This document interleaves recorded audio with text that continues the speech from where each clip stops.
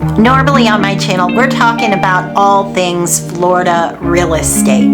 But today I thought we'd do something a little bit more lighthearted, although real. This is real stuff going on in Florida right now. So in order to be sort of well-rounded, yes, we talk about real estate and we talk about condos and prices going up or down or bubbles bursting and all those kind of things. But if you're going to move to Florida, you have to know everything, right? You have to know the good and the bad. You can get, I say this all the time on my channel, you can get the brochure living anywhere. You can pick up the brochure anywhere.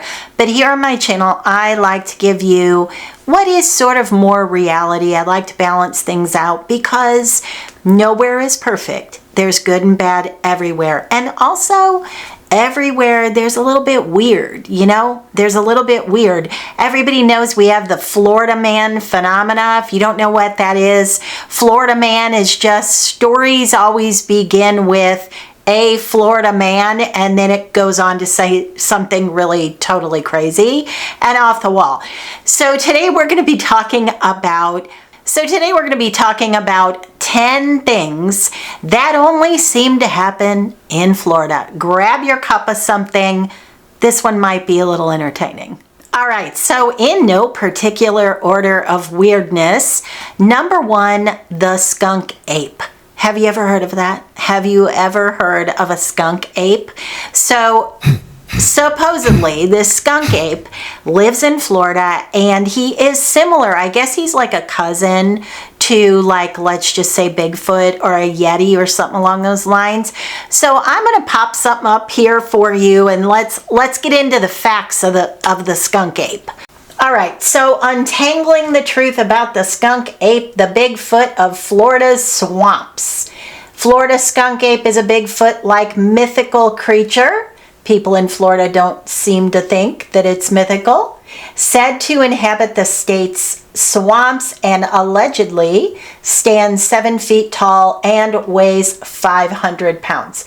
So there are pictures. Here's his foot, by the way. He's pretty big, isn't he? See, I told you he's like a Bigfoot. And there's these little fake research headquarters. I don't know, maybe they're not fake. I know they've got some of these as well in the Everglades. There he is. Here he is right here at almost 7:30 in the evening, just kind of running around. So I don't know. Me personally, have I ever seen one? No, I have not. I can't say that. But because I live close, not close, but drivable to the Everglades aren't that far away. And then even in Naples, there's an area called Golden Gate Estates, which gets pretty rural. And if you keep driving, not necessarily where all the houses are and things, but if you keep driving, you can get out into a pretty rural area. That tends to be where you hear these skunk ape stories. I've heard people that will swear by having seen the skunk ape in the Everglades. So, take that for what it is. All right, number 2, python hunting events. Yes. Python hunting events where you can sign up to go out into the Everglades and basically you're going to bring your gun and go shoot pythons. Now, you might think, why would somebody even want to talk about doing something like that? Because the theory is that there are too many of them. Supposedly, many years ago, somebody shipped in a python somehow and then had to let it go because it kept getting big, and then as a result of that, it multiplied, and then there were families upon families upon families of pythons. And it's a real thing. They're actually, in some areas, there are too many of them. And sometimes, even where I live, you'll hear something on the news where dogs went missing, and they'll say, make sure that you don't let your little dogs out at night because they think there's a python on the loose. I'm telling you, it is a real thing. So let's jump back here to the internet. And here it is right here. I am showing this to you. This is not fake. This is something that actually truly happens. People go hunting for pythons to actually get them. They're proud. They tell you how many of them got caught. I don't know. I mean, it's definitely a thing. All right, since we're on the topic of animals, let's do one more that is really, really weird, but totally true. You will see alligators anywhere in Florida, pretty much. Even like where I am in Southwest Florida. You're talking about, you all know that I'm in Estero, but that is 15 minutes from Naples, Bonita Springs. I mean, these are not rural areas. You will see alligators out in the wild, not at the zoo. You will see them pretty often. I would say that on a weekly basis, I see an alligator out in the wild, out in the grass, in a little body of water, probably 5 times a week, maybe more, depending on where I'm driving. So if you're driving up and down in Immokalee, if you're familiar, if you're driving along the street, which is in North Naples, there's a basin, there's a body of water. It's kind of like a sewage drain-off type thing, and it runs along Immokalee. If you look along there, you'll see, I mean, I've counted as many as 10 alligators as you drive down that road. Almost every time that I'm showing property on a golf course, I see an alligator in the water, in the ponds, or just sunning themselves on the golf course. It's very, very common. And they really won't take them, you can call, but they really won't take them out of the water until they're really big, like 10 feet. They just leave them alone. So Shadowwood at the Brooks, which is a big, beautiful golf course community, I saw one. I was listing a house and it backed to a little body of water, which was a pond on a golf course. This alligator, like literally, I was inside behind the impact resistant doors looking out through the lanai over the pool at this alligator. And if I had to take a guess, I would say it was probably 14 feet. Absolutely enormous. Like for me, I didn't even want to go in the lanai because I was truly afraid that if it saw me, that it could come right through that lanai and then I would be in big trouble. Number 4, laundry in the garage. Now, I don't know where you're from outside of Florida, but I don't think I've ever heard anybody say, yeah, that's pretty common where I live. We have laundry in the garage. Most people have either laundry in the basement, if you have a basement, which of course you don't in Florida, or laundry on the main floor of their home. But laundry in the garage is usually kind of shocking for people. It just seems weird to them. And really, it's not that bad. It doesn't take up room inside of your house. And if you situate it correctly, it can really work, because as long as you I've seen people create nice little rooms and settings, because you're not going to have that, freezing cold weather and the snow and worried about lines freezing, anything like that. The only thing that can become a problem is if somebody is just throwing laundry in the garage, on the garage floor, which would be insanity.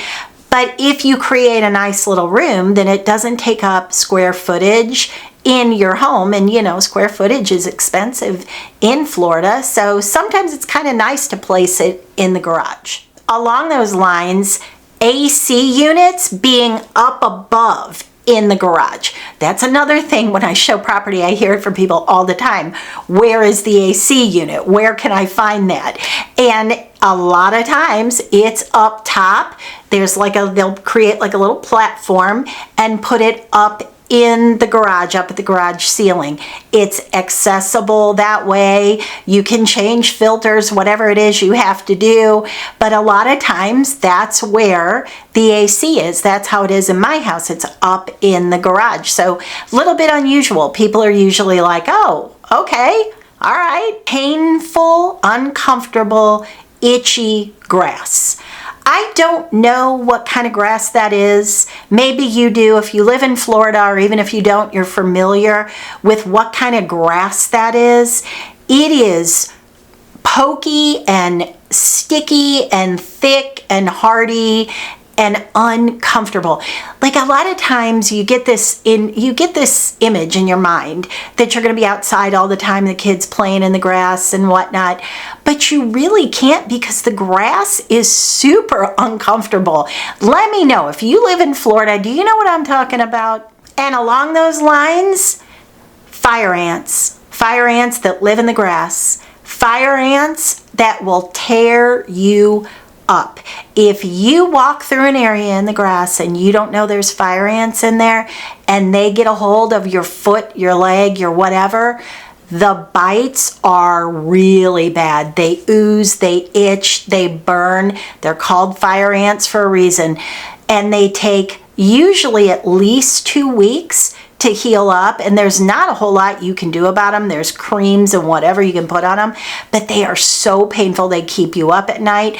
Me personally, I'm just going to be honest, I don't even walk through the grass because of that, unless I had tall shoes on, like even sandals, something along those lines. I will not walk through the grass because it's way too easy to walk through fire ants and not even know that they're there. So they are a very real thing and they're very painful. Number 7, Pickle Ball as a cult. Pickle Ball is a real thing. Pickleball is a way of life. It's a religion. It's all of those things. People that are crazy about pickleball, and if you don't know what it is, pickleball is basically a giant ping pong kind of situation, except tennis, but not like badminton type of tennis. Think about if you took a ping pong paddle and oversized it, and then you took a ping pong ball, like a cross between a tennis ball and a ping pong ball, and that's your ball, and then your tennis court is smaller. That's basically what pickleball is. It's like tennis mini version. People love it. They're crazy about it. It's now an Olympic sport. There are entire communities built around pickleball. People absolutely love it. And it's truly something that almost rivals golf. We get a lot of people that move to Florida that want to live the golfing lifestyle, Golf, not Gulf. So they want to golf every single day. Well, we now almost get as many people that say they want to play pickleball every single day of the rest of their life. Number 8, parties, big parties, street-wide parties, block parties for season ending. So basically, if you think about that, when the people that pay your bills, which will be your snowbirds, when they all come flocking in, they pay the bills around here. It's a seasonal town, and yes, it's less seasonal than it used to be, but without those people coming in, the businesses don't have enough business really to survive. So there are actual parties when season ends. This happens on 5th Avenue. This happens on 3rd. So in that downtown area, there are block after block parties, and the restaurants open up, they bring food out, they run specials, there's music celebrating the fact that the snowbirds have left. Concierge Medicine. Concierge Medicine. The first time I ever heard that was when I moved to Florida, and I didn't know what it was. It didn't make any sense to me. And as they explained it to me, this was the front desk, "Are you interested in our concierge program?" I was like, "Oh, well, I don't know. Maybe I am. What is that?" And she proceeded to tell me that for a fee of $35,000, I could have basically preferential treatment by the doctor. I get first chance for appointments. I bump people. So like say I'm on the concierge program and the doctor has a full book, I'm guaranteed to get in. They will fit me in somewhere or bump somebody. And I know not every doctor out there will bump somebody, but let me tell you, I have a friend who had an appointment that they were waiting for 7 months, and they got bumped by a concierge person. So that is real life experience. I know somebody out there right now is typing away on their fake account. Oh, you're making that up, Barrett. Nobody. You don't get bumped. I go to the doctor all the time. I believe you, Marge. I believe you, but trust me when I tell you, it does happen. And then the last one, Leni. Leni as a lifestyle. Lennying as a verb. Leni, L-A-N-A-I. So what is a lanai? Well, people want them. I know that people want them and they want big lanais, and sometimes people get confused. Is a lanai a screened-in porch? Is it your entire pool cage? If you have a pool, do you even have a lanai? What exactly is a lanai? It's basically a screened-in porch. That's really what it is. But what's kind of unusual about it is you'll notice in Florida, and people from up north, I hear this all the time where they're kind of like doing this and they're confused. So if you're in a house and let's say there's a big lanai, which is basically a screened-in porch, and then there's a pool and it keeps going out, and then at that point it's a pool cage. So the pool cage is kind of an extension of the lanai. It's all screened in. So they open the slider, they go out, they're walking around, and they're kind of doing this, reaching back, because they're looking to push the screen back. And it always throws people off when I'll say, oh, you don't have a screen because your screen is right out there, because it basically is part of the pool cage. So technically, your lanai is that screened-in area, but a lot of people, when there's a pool, that becomes the pool cage. So let me know your thoughts on that. Did I miss anything? Is there anything that I missed that you're aware of that's a little bit weird and unusual that we should all know about here in Florida?